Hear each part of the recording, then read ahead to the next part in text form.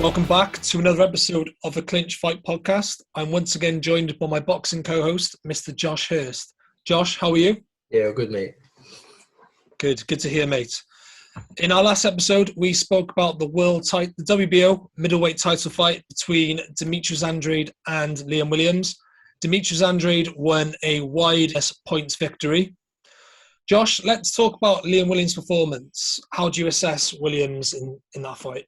Yeah, I think before we even get into the story of the fight and Andrade, we got to give props to Liam Williams there. He really brave performance, and from what looked like was going to be a blowout in the first or second round, he really turned it around and even came back to coming near to winning the fight again. So big shout out to Williams. He really done us all proud.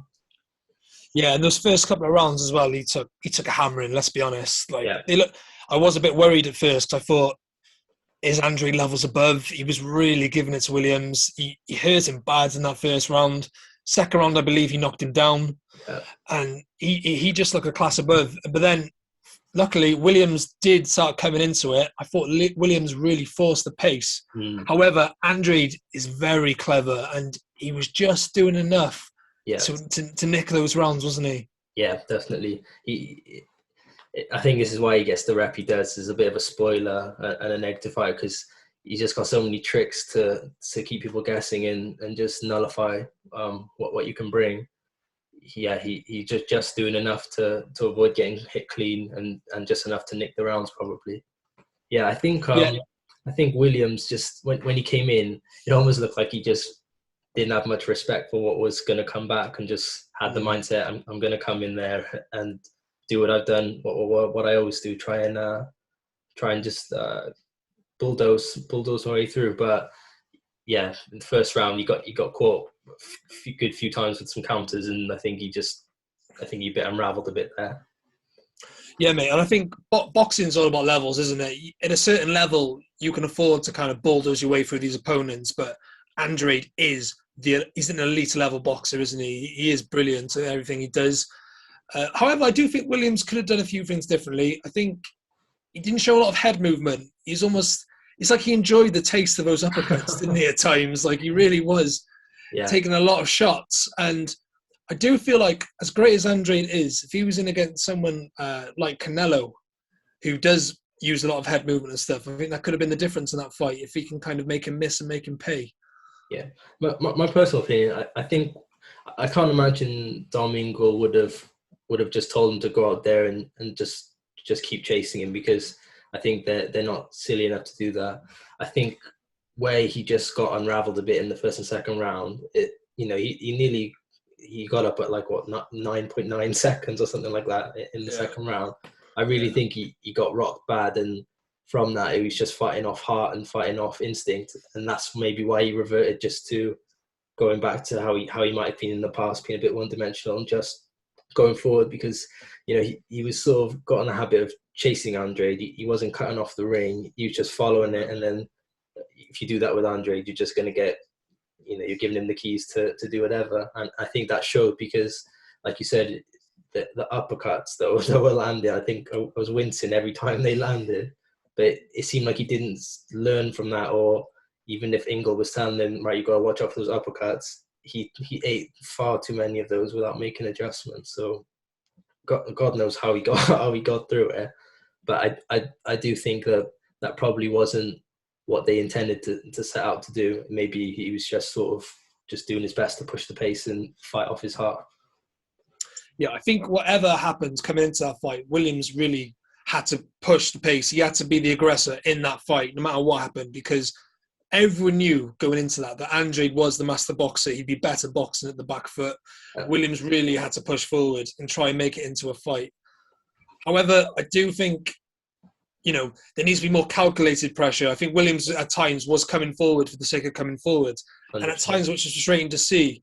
I feel like when Williams had opportunity to really unload on Andrade, he was clinching when he had a good chance to really throw some good shots. However, the referee also didn't have the best performance in that fight either. Like, the amount of times Andrade was clinching was ridiculous. And he wasn't really allowing both of these guys to make it into a fair boxing contest, in my opinion. Yeah, I think was it's the ninth Williams finally got to him after coming back from the knockdown. Andrade looked a bit wobbled. I just can't help but feel like it wasn't so much the case of power punches. I just think Andrade looked knackered as well, and he just sort of dogged him for so long that he was just starting to catch him. But yeah, like you said, I think it was almost just like he was missing that normal pop in his punch he might have, or just being able to capitalize on when he was there to get the clean shots in. It was all just very messy and nothing was landing clean on the chin. I just feel like it probably could have maybe it was the case where he got knocked down, he got unraveled, but he probably could have tried to be more cleaner with his work rather than just smothering Andre. Yeah, I think a lot of it came down to experience. Obviously, Andre being a 2-weight world champion has a lot more Will title experience than Liam Williams. So he just knew how to edge every round. And that was the difference on the night. He knew how to just do enough to win every single round, even though Liam Williams was working harder and was pushing the pace. Andrade always kind of waited for that little burst in the round to nick it and land those cleaner punches. Really intelligent stuff from Andrade. And obviously, as a former Olympian and being involved in those world title fights, it was obvious to see who was the more experienced boxer, wasn't it? Yeah. But yeah, again, fair play to Williams. I think either way, he's probably given Andrade his toughest test so far, I would have thought, because, at one point he did nearly have him on the rope. So I think I'd like to see him again in that realm or at that level. It'd be interesting to see where he goes next. And where do you think he goes next, Mike? Yeah, well, it's a funny one, Demetrius Andrade, because I really do just want to see him against the top boys in the unification fights at middleweight. However, I just don't think... I think he's struggling to make 160 now. He's too big for 160. Like, you can see how big he was on the fight night. And even at the weigh-in, I said to you before the weigh-in, I thought, I got a feeling he might not make weight here, because he looked massive in the interviews, with the ones I saw with Michelle Joy Phelps behind the gloves and things. And I just thought he didn't look like he was close to fighting weight. But he did make the weight, and he was actually lighter than Williams. But you could tell during the fight that obviously he was gassing. But he just knew, didn't he? He had the experience to just get by those rounds. But to answer your question, where he goes next, everyone wants to see him against a Golovkin or Murata or a Charlo. But I just don't see those fights happening, unfortunately. And I think Andrade will be moving up to 168. Yeah, I think, again, we sort of touched on it in our preview as well. Even though I think from... When you look at it, his performance against Williams was good, but I think it was more effective. That's sort of the key thing with Andrade. He's very clever. He's very effective at what he does. He spoils anything anyone tries to put together. But I think even after that fight, a lot of people, he hasn't sort of redeemed himself as being a ticket seller, or you want to see him in the big fights, because in reality he put on the gas for the first 3 rounds, nearly got Williams out of there. I think he realised that, okay, I'm not gonna. That's probably not likely. I'm going to get him out of there, because he didn't slow down, and then just reverted to what he normally does, which is what he should do.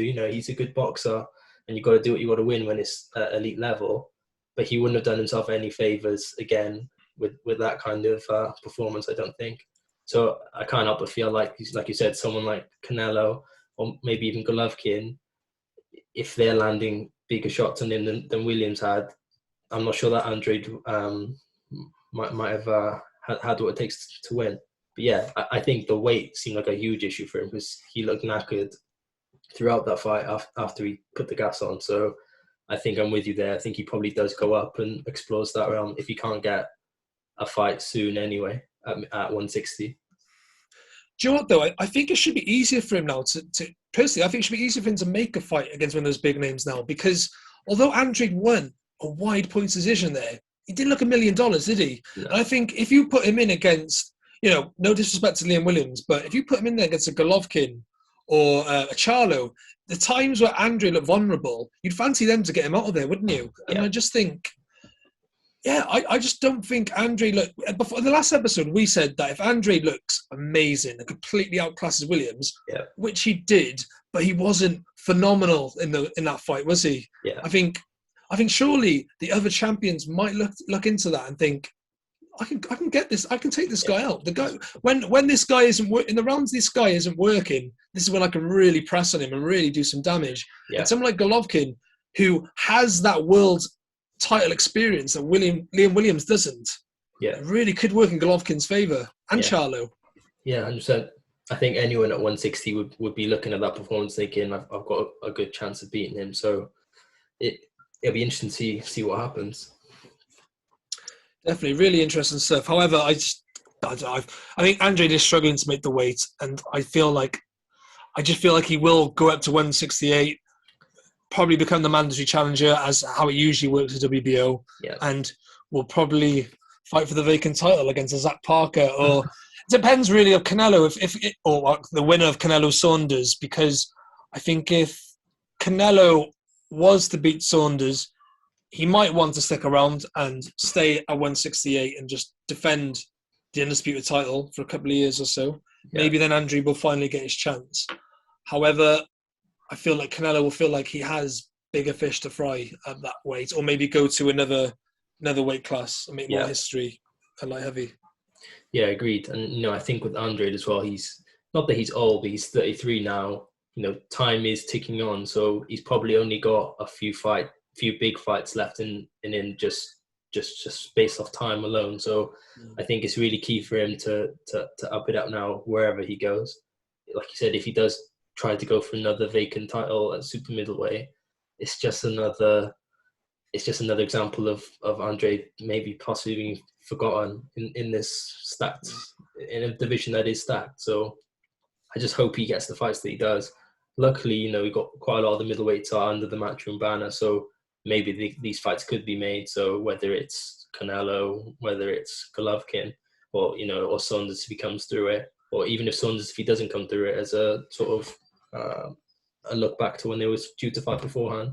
But yeah, I think he's on the edge here of becoming a forgotten champion. So he really needs a big fight now. He's got that mandatory out the way. I hope he follows through there. Yeah, I think the main thing about Andrade, he just really isn't marketable, is he? And I think even Eddie Hearn said, this is the hardest box I've ever had to make fights for. It's like almost impossible by the sound of it.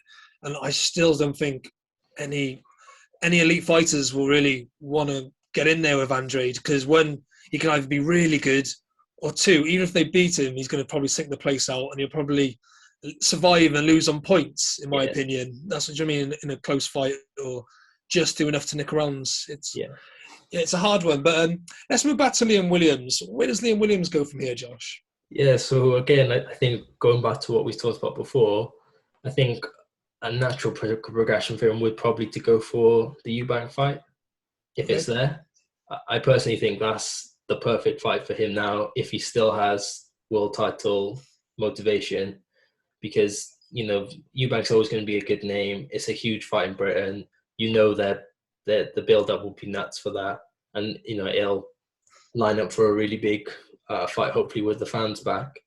If Williams comes through that, he is right back up there again. So we know Eubank's pretty high in. Is it the WBA he's pretty high in? Or yeah, he's ranked number 2 by the WBA, and he is the interim champion of the WBA as well. So, that's another route up. If that can be made, I think I wouldn't be surprised if that's where we go next. So, but yeah, I hope it's not. I hope he just sort of, takes it as it was and moves on to the next and doesn't get too disheartened with that. Because either way, I think he's shown that he belongs at that level.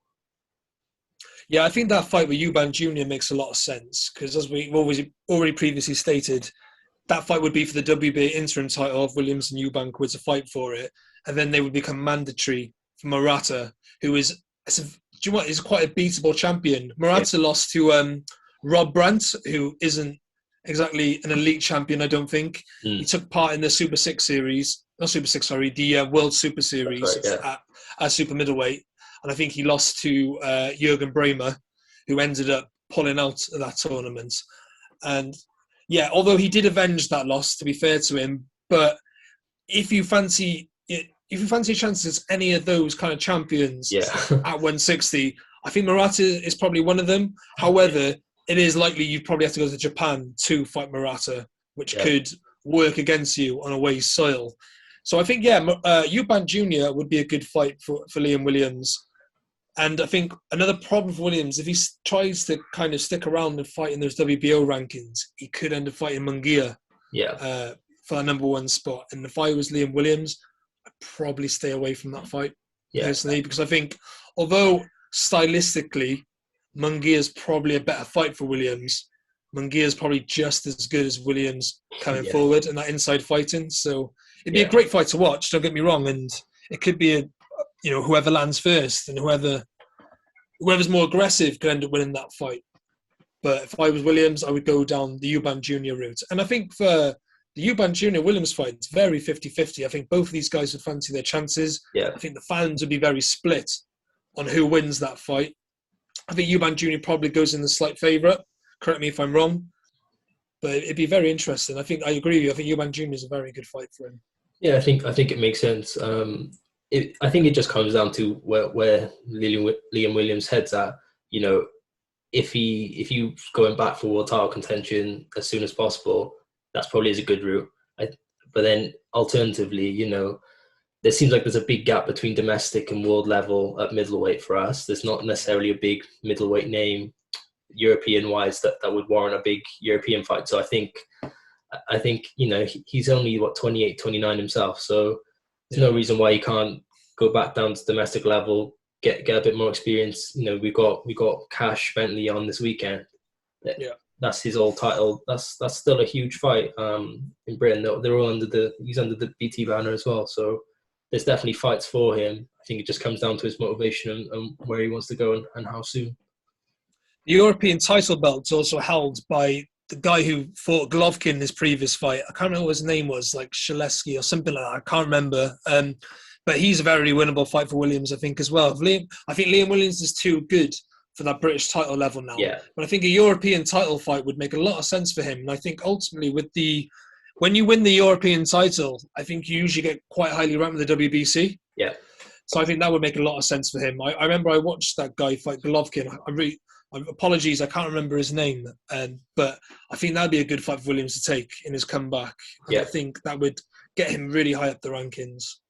Yeah, but hopefully he stays active and don't get too disheartened. But we'd love to see him back out there when he can. Obviously to take his well-deserved break, and I think he's got a baby on the way as well. So I think maybe we'll probably see him after he's had that period. But hopefully he comes back.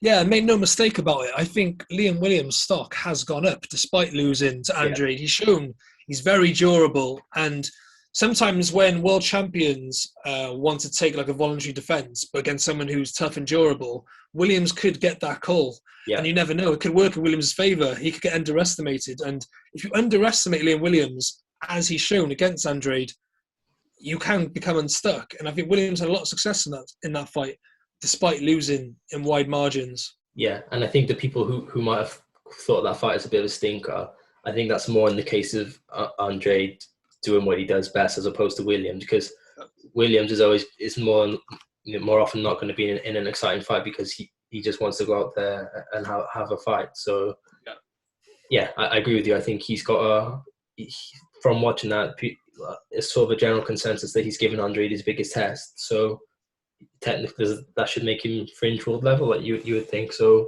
hopefully definitely big fights for him still. I just hope he has the right motivation for it. I definitely believe that there's another world title fight for Liam Williams further down the line. And I think he will get another opportunity. He's just got to make sure he keeps winning. He got to make sure that he kind of stays beyond that British title level. And I think he needs to get the right fights. I really do. I think middleweight it's a stat division, but they just don't fight each other. That's the strange thing. So let's hope that Uncle Frank Warren can give him the right fights and get him back up those rankings. Definitely. I think that's a good place to finish it there. This is just a short review of the Williams-Andrade fight. Josh, thank you for joining me again on this another episode. Just to remind everyone that please can you subscribe to our YouTube channel You can also find us on Spotify, where we'll be releasing our podcast episodes on. We are also on Twitter at Y_C for Clinch. Oh, we're also on Instagram at Clinch Fight Podcast. Thank you very much for joining us once again. Josh, take care. Cheers, mate.